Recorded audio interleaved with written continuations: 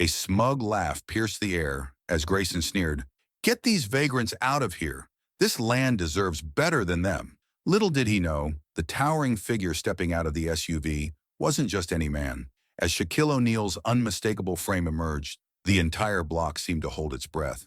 Grayson had no idea that the man he was mocking was about to turn his entire world upside down. The sun was blazing over a busy street corner in a rundown part of town. Big Shaq, dressed in a casual hoodie and joggers, stood outside a small diner, sipping his iced coffee. He wasn't here for the fame or cameras today, just a quiet moment to himself. Across the street, he noticed an elderly man rummaging through a trash bin. His clothes were tattered, his face lined with the stories of hardship, and yet his hands moved gently, almost reverently, as he sifted through discarded items.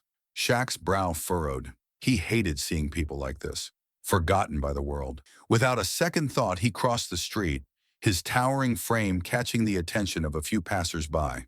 "Yo, what are you looking for, man?" Shaq's voice was deep, but his tone was kind. The man, startled, looked up. His name was Henry, a homeless veteran with a quiet dignity despite his circumstances.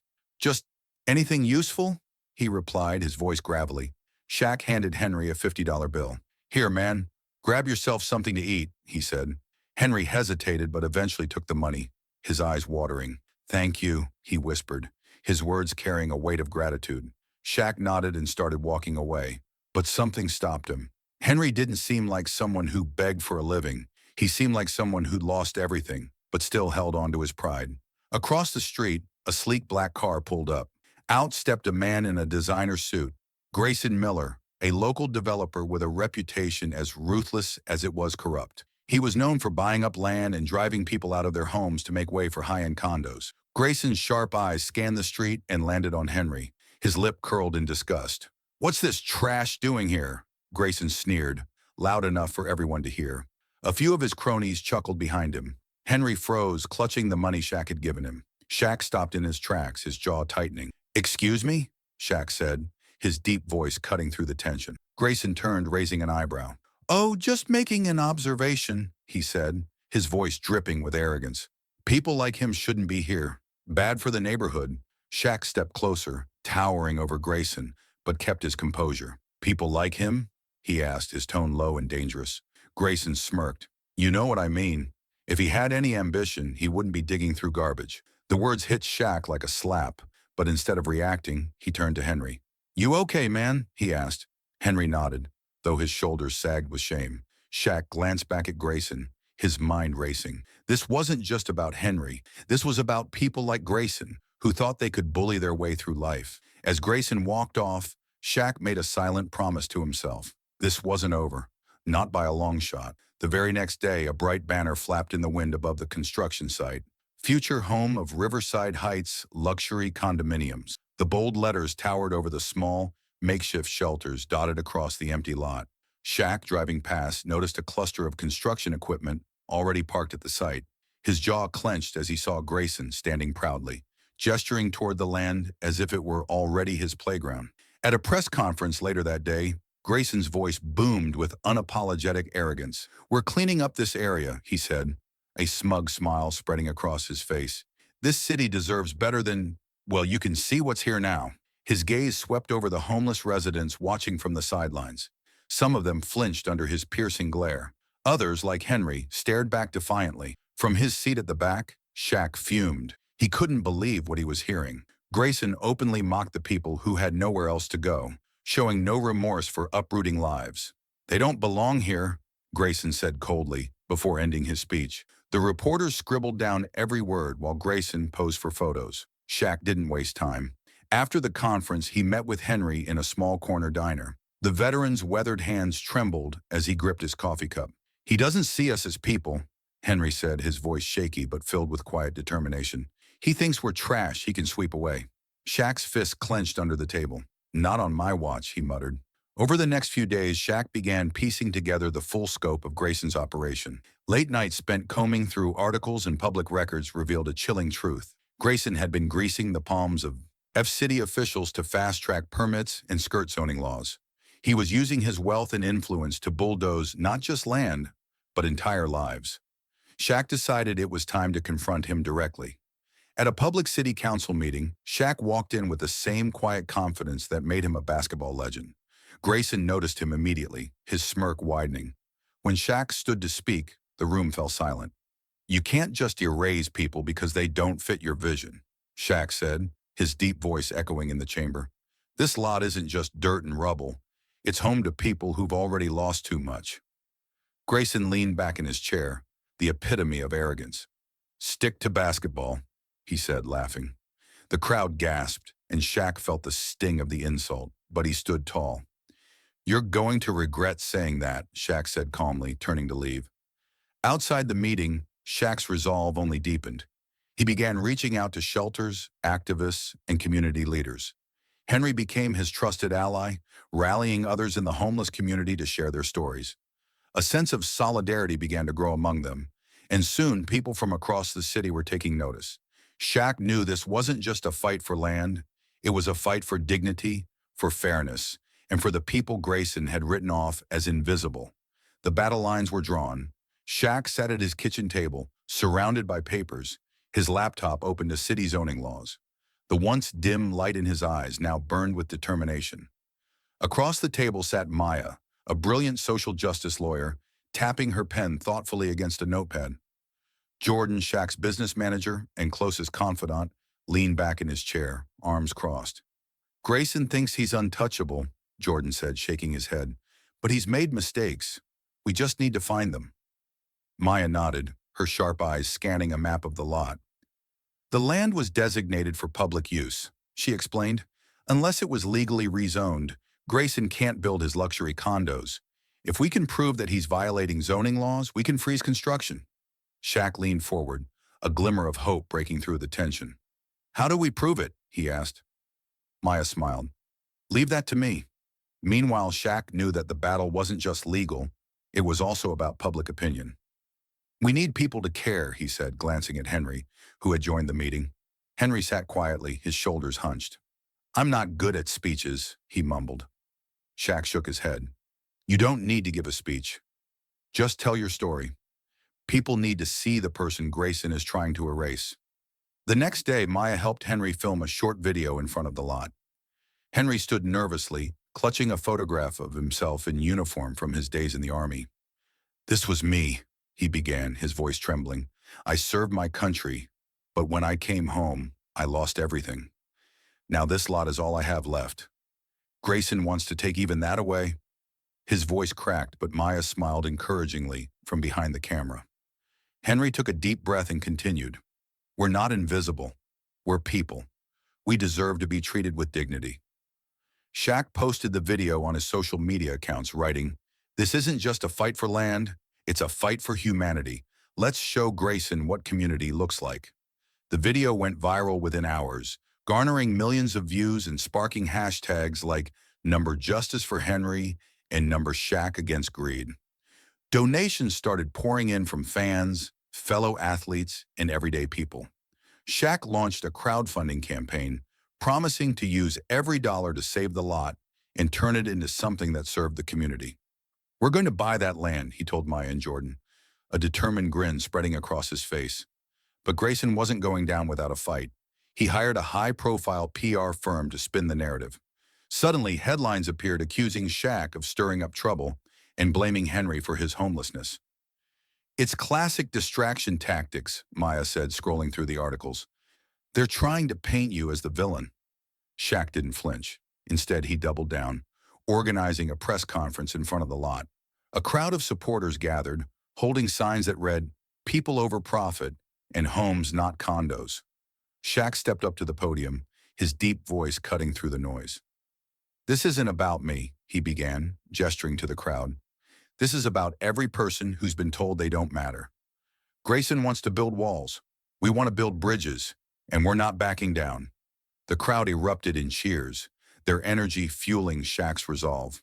Behind the scenes, Maya worked tirelessly to file a lawsuit against Grayson, citing the illegal rezoning of the lot. Days later, a judge issued an injunction, halting construction. It was a small victory, but it gave them the breathing room they needed. As the battle raged on, Shaq and his team knew the fight was far from over. But with every dollar raised, every voice added to the cause, and every legal win, they edged closer to their goal. Grayson had underestimated them, and that was his first mistake. The air around the lot was charged with tension. Shaq stood at the front of the crowd, a megaphone in hand, his towering frame impossible to ignore.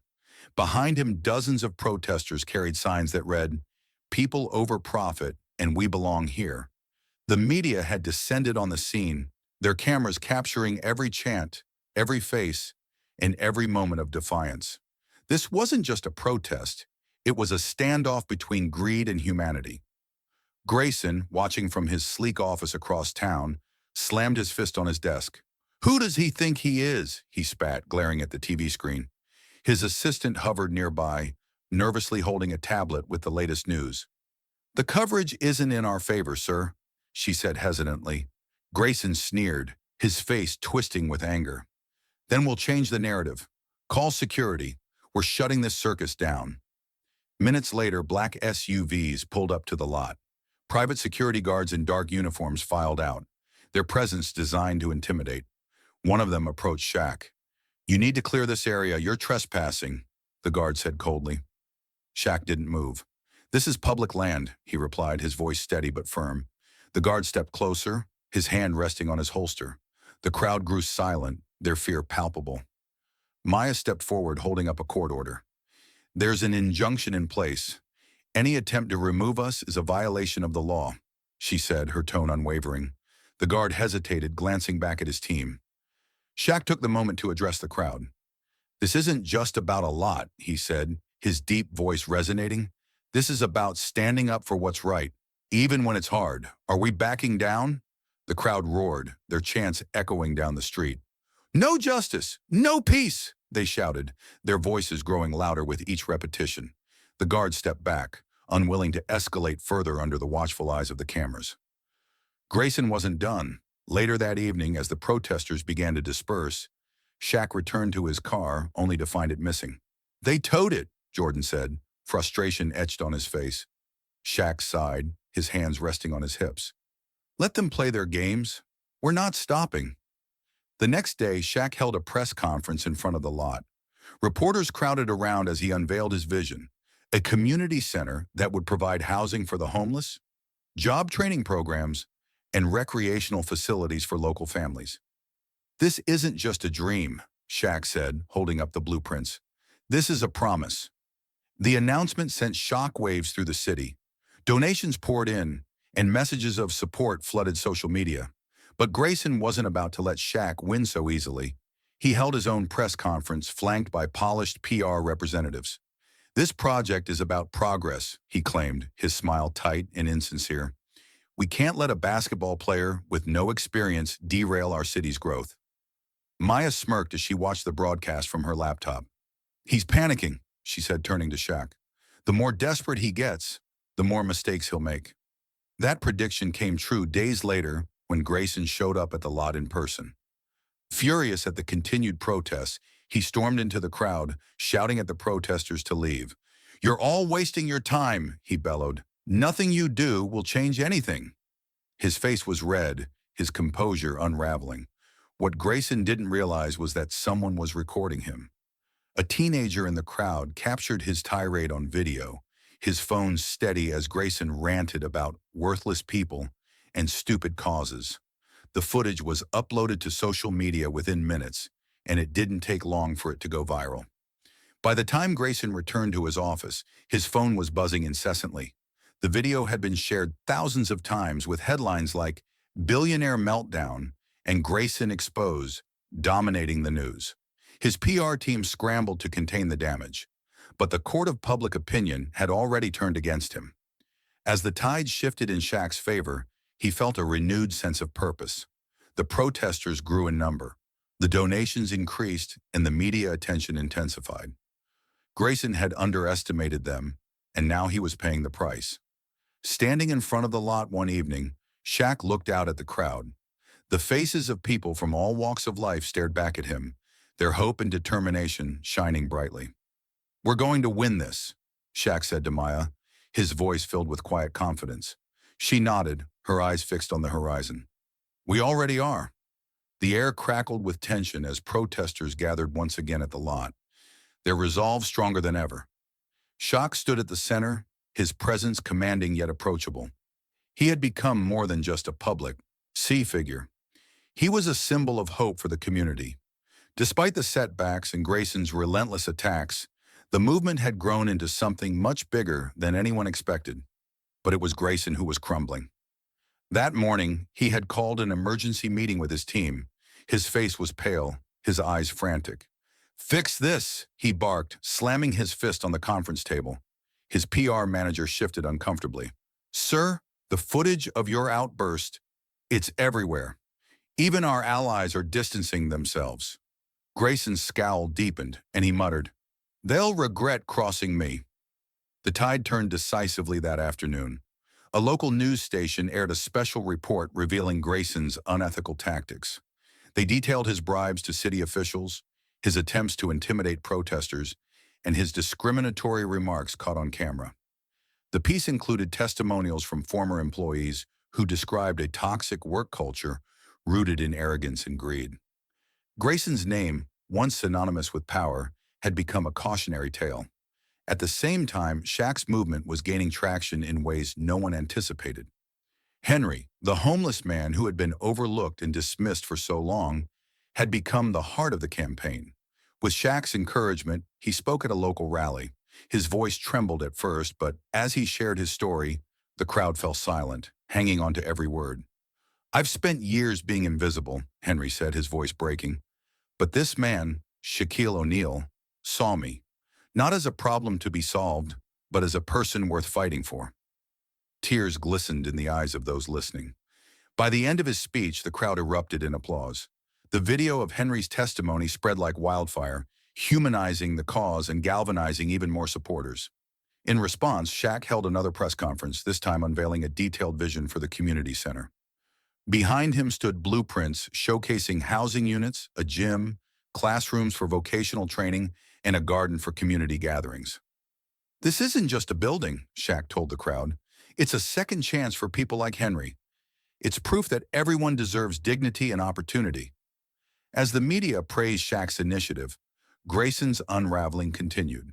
That evening, a reporter confronted him outside his office. "Mr. Grayson, how do you respond to accusations of bribery and intimidation?" the reporter asked, her microphone inches from his face. Grayson's composure snapped. "This is a witch hunt," he shouted, shoving the microphone away. Cameras captured the moment, and by nightfall, it was the top story on every news channel. Back at the lot, Shaq and his team watched the footage with a mix of satisfaction and determination. Maya, ever pragmatic, cautioned, "We've won a battle, but the war isn't over. We need to secure the land." Shaq nodded, his jaw set. "Then let's make sure we do." The next morning, Shaq's legal team delivered a crushing blow. Using Maya's research, they filed a lawsuit against Grayson for violating zoning laws. A judge issued an immediate injunction, freezing all construction activity on the lot. For the first time, Grayson was powerless. As news of the injunction spread, the atmosphere at the lot shifted. What had started as a protest now felt like a celebration.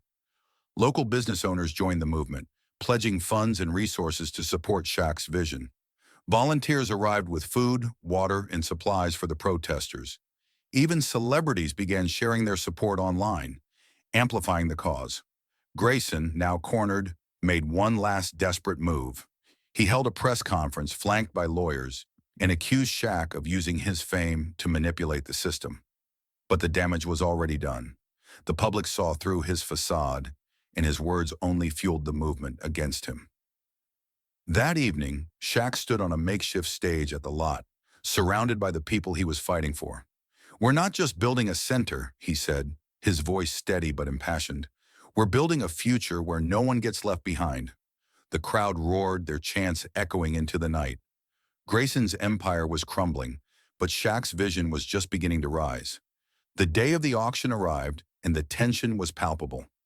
The city hall was packed with reporters, activists, and curious onlookers, all eager to see how this story would unfold. Shaq walked into the room, towering above the crowd, yet carrying himself with quiet determination. His tailored suit contrasted sharply with the chaos around him, but his calm demeanor made it clear. He wasn't here to lose. Grayson was already there, sitting smugly at the front. Though his reputation was in tatters and his resources were dwindling, he refused to back down. He shot Shaq a mocking grin, muttering, "Let's see if fame can buy you this land."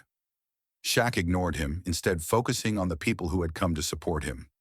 Henry stood at his side, his presence a reminder of why this fight mattered. The auctioneer began, his gavel striking the podium to quiet the murmurs. "Ladies and gentlemen, we're here to determine the fate of this property. Let the bidding begin." The first bid came from a private developer, someone clearly in Grayson's camp. Shaq's team countered immediately, their bid deliberate and confident. Grayson's smirk faltered as the numbers climbed higher. Each time his allies placed a bid, Shaq's team matched it without hesitation. Maya, Shaq's lawyer, whispered updates to him, keeping him focused on the strategy they had meticulously planned. "Stick to the cap we discussed," she reminded him. "Let him think he's still in control until the final moments." The tension in the room was thick as the bids escalated. Grayson grew visibly agitated, barking orders at his representative. "Don't let him win," he hissed, his arrogance giving way to desperation. Shaq, on the other hand, remained composed. He leaned over to Henry and whispered, "This is for all of us. Stay strong." As the bidding neared its peak, Grayson made a critical mistake. In his desperation to outbid Shaq, he pushed his offer beyond his financial limits. Maya seized the opportunity, signaling to Shaq that it was time to strike.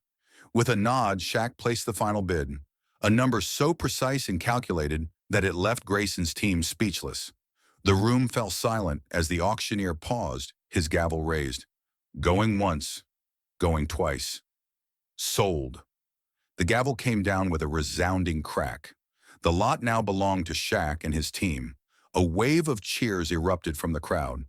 Activists hugged one another, reporters scrambled to capture the moment, and Henry's eyes filled with tears of gratitude. Shaq turned to him and said, "This isn't just a victory, it's a new beginning." Grayson, meanwhile, was a picture of defeat. His face turned red as he tried to mask his fury. "You think this is over?" he spat, storming over to Shaq.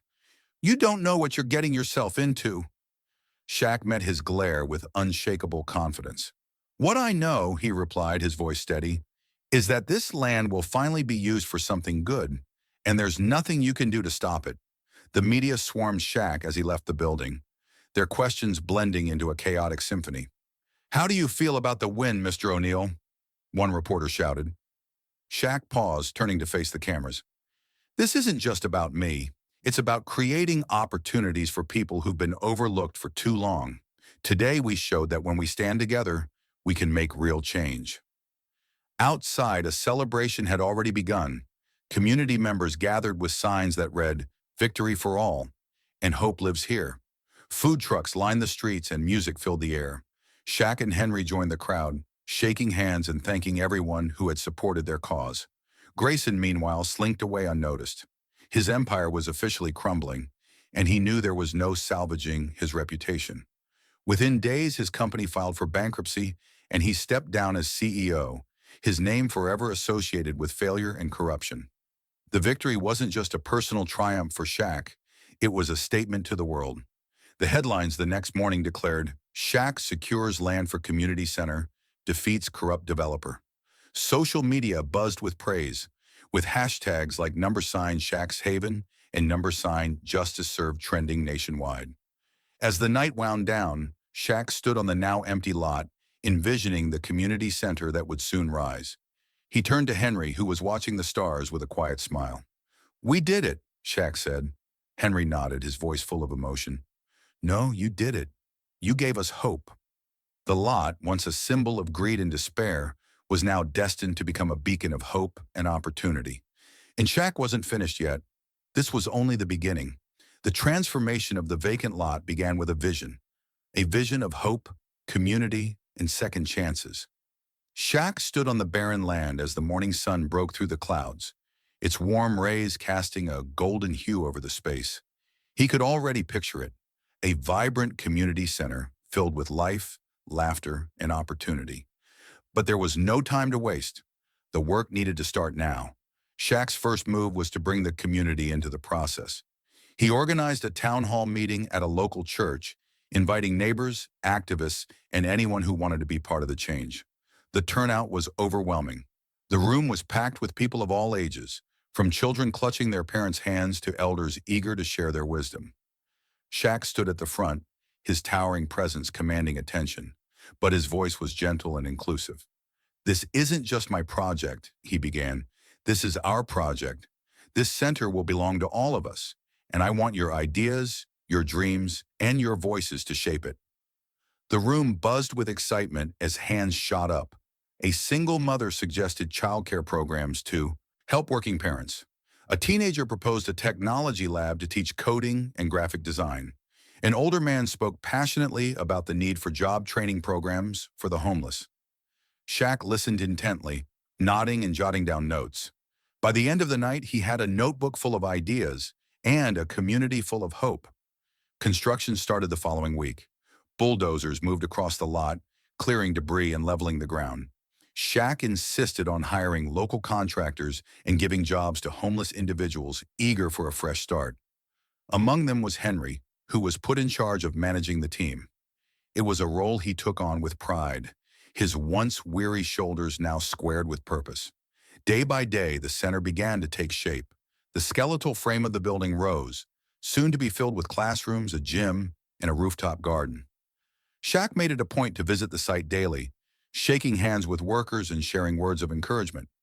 "Every brick you lay is a step towards something bigger than all of us," he told them. The community rallied around the project. Local artists volunteered to paint murals on the walls, their vibrant designs depicting themes of unity, resilience, and diversity. The centerpiece of the mural was an image of Henry handing a flower to a child, a powerful symbol of hope blooming in unexpected places. As the weeks passed, the excitement grew. Shaq invited kids from the neighborhood to plant flowers in the rooftop garden, teaching them how to nurture something small into something beautiful. The kids laughed and got their hands dirty, their joy a reminder of why this project mattered. Inside, the classrooms were outfitted with desks, computers, and whiteboards. The gym was stocked with equipment, and the job training center featured tools for everything from carpentry to digital marketing. A plaque near the entrance read, "Shaq's Haven, built by the community for the community." By the time construction was complete, the center was unrecognizable from the empty lot it had once been. Its walls echoed with possibility, its halls ready to welcome those seeking a second chance. On the final day of preparation, Shaq stood with Henry on the rooftop, overlooking the finished center. Henry's eyes glistened as he looked out at the transformed space. "I never thought I'd see something like this," he said quietly. Shaq placed a hand on his shoulder. "You're part of this, Henry. This is as much your legacy as it is mine." The grand opening was just days away, but the real victory was already clear. A community that had once been forgotten was now united, ready to rise together. The grand opening of Shaq's Haven was more than an event. It was a celebration of resilience, community, and hope. The streets around the center buzzed with energy as families, local leaders, and media outlets gathered to witness the transformation of a forgotten lot into a beacon of opportunity. Balloons lined the entrance, their colors vibrant against the backdrop of the newly painted mural. Music filled the air, blending with the excited chatter of the crowd. At the heart of it all stood Shaq, dressed in a tailored navy suit but wearing his signature warm smile. He wasn't just a celebrity today, he was a neighbor, a leader, and a friend. As Shaq stepped up to the podium, the crowd fell silent, their anticipation palpable. "Today isn't about me," he began, his deep voice resonating with sincerity. "It's about us. It's about what we can do when we come together, when we believe in each other, and when we refuse to let anyone be forgotten." His words struck a chord, and applause erupted, the sound echoing through the streets. Henry stood beside Shaq, his hands trembling as he clutched a pair of oversized scissors. The honor of cutting the ribbon had been given to him, a gesture that brought tears to his eyes.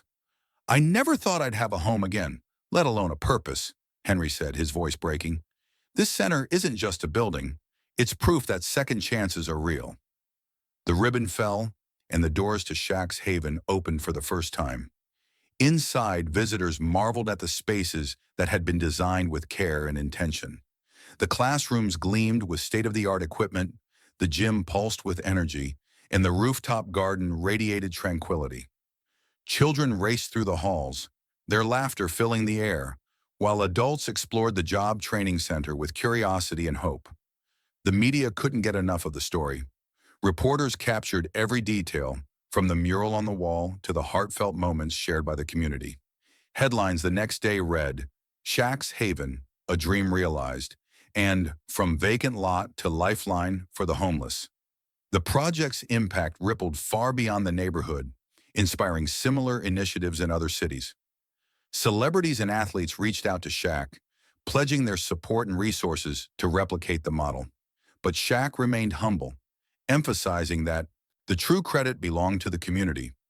"This wasn't about me swooping in to save the day," he said during an interview. "It was about lifting each other up. This is what happens when we work together." As the weeks passed, the center became a hub of activity. Parents attended financial literacy classes while their kids practiced basketball in the gym. Formerly homeless individuals found jobs and stability through the center's programs. Local chefs volunteered to teach cooking classes, and artists hosted workshops in the community space. The spirit of collaboration and kindness was everywhere. Henry thrived in his new role as the center's caretaker. He took pride in keeping the space immaculate, greeting visitors with a smile, and mentoring those who walked through the doors. "If I can come back from where I was, so can you," he often told them, his words carrying the weight of lived experience. The story ended as it had begun, with Shaq and Henry standing together, but this time on the rooftop garden. The sun dipped below the horizon, casting a warm glow over the neighborhood. Children's laughter floated up from the garden below, a reminder of the lives they had touched. Shaq looked out at the community they had built together. "This is just the beginning," he said quietly, more to himself than anyone else. Henry nodded, his expression one of gratitude and pride. Below them, a plaque near the entrance caught the last rays of sunlight. It read, "Shaq's Haven, dedicated to believing in second chances." The story wasn't just about what they had built, it was about what they had inspired. A legacy of kindness etched into the very foundation of the community, ready to grow for generations to come.